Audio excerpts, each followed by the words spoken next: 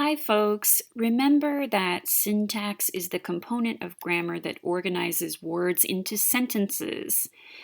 In a sense, words choose which words they can be combined with, and in many cases, in what order. Word order, as we learned last time, is very important in English syntax. So if we change the order of a sentence, we can get a totally different meaning. Right, so remember the funny headlines, local dog bites girl versus local girl bites dog, right? So changing the word order gets you a completely different meaning. And just as we're walking around with strong intuitions about what is and is not possible in our language, phonology, morphology, we have the same thing going on for syntax. So our spidey sense, the part of that that is covered by syntactic grammar, tells us that the following item is grammatical. It is a licit sentence in our language. Colorless green ideas sleep furiously. It satisfies all the word order and category requirements of syntactic grammar, even though it actually doesn't make any sense. On the other hand, another item that kind of makes more sense, may have some more meaning going on, is flagged as ungrammatical by our spidey sense, our syntactic grammar. Something like, house to earn by living, his team to work, goal, New York toward blah, blah, blah, blah, blah, blah, blah. So that becomes word salad in our parsing mechanism. Part of what helps us analyze the rules of syntax are basically tests of phrase structure, and this is in your textbook. I'm just going to ask you to keep track of a few of these, okay? And tests of phrase structure are also referred to as constituency tests, and they tell us that something inside a sentence functions as a unit, so that a string of words can be sort of underlined as a coherent unit that has certain properties within the sentence.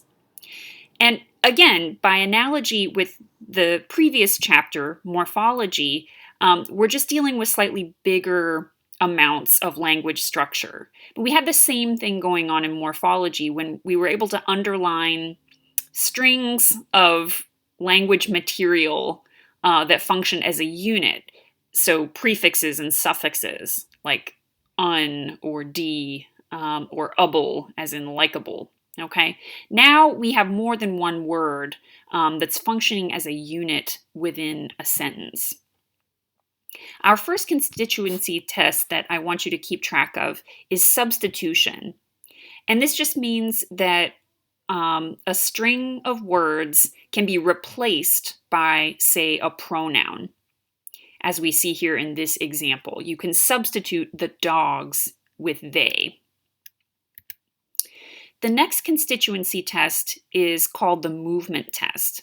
And it means that the unit or suspected unit that's underlined can be moved or fronted in the sentence, as we see in this example.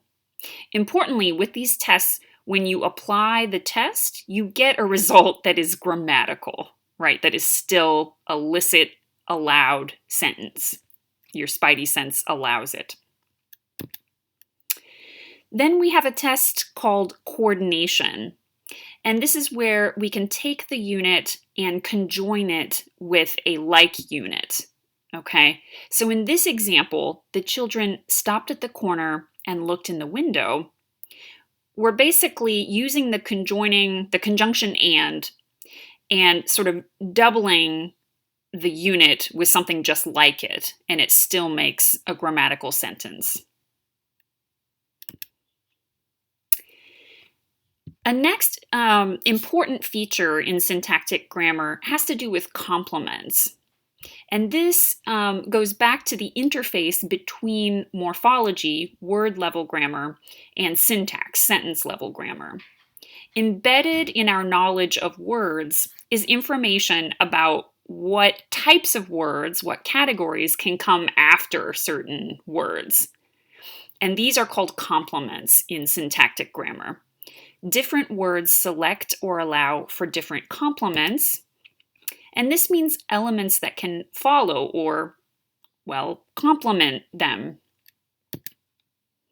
Verbs, for example, have fairly strict requirements about what type of object, indirect object, or nothing, in the case of some verbs, can follow the verb.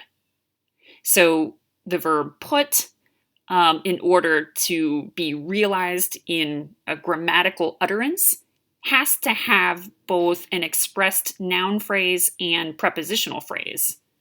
Otherwise, it fails. So you have to put something in something, on something, above something, something like that. And we talked about these verbs last time, and we gave some examples. You can become a noun phrase or an adjective. To give and to send seem to work very similarly.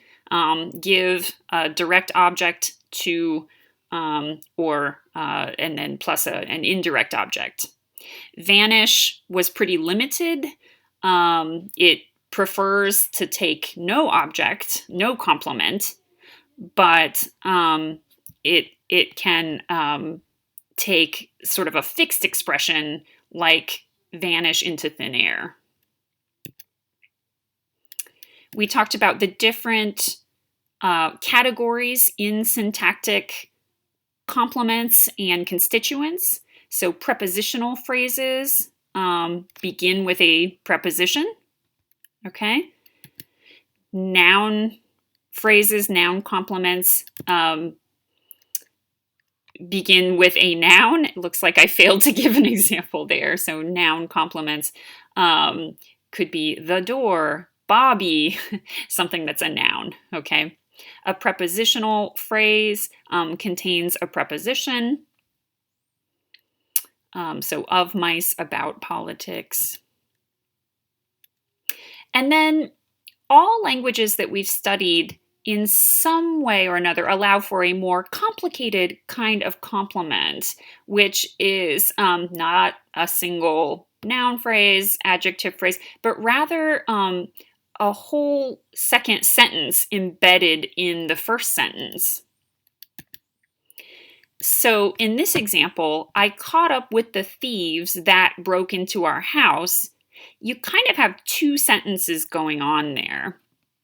The first is, with this subject, I caught up with the thieves. And then the second one is that the thieves, those same thieves that were an object here, are the subject of this second sentence. The thieves broke into our house.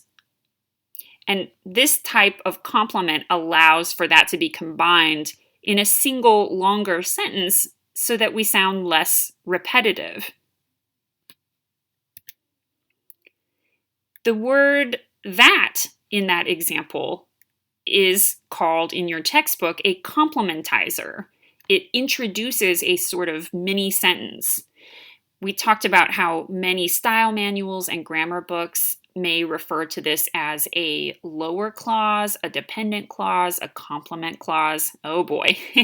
So try to keep track of those things, and I'll be mindful of different ways of referring to them, which are all fine and correct. Other examples of complementizers are whether and if. And not all verbs allow that complement, which is not surprising. Not all verbs allow for noun phrases or prepositional phrases, right? So some examples in English that do allow for that: to believe, to know, and remember. All right, so now please take the mini class evaluation on Sakai to make sure that you know what noun phrases, adjective phrases, determiners, all those good syntactic categories are. And I'll see you in the next video, Syntax 3.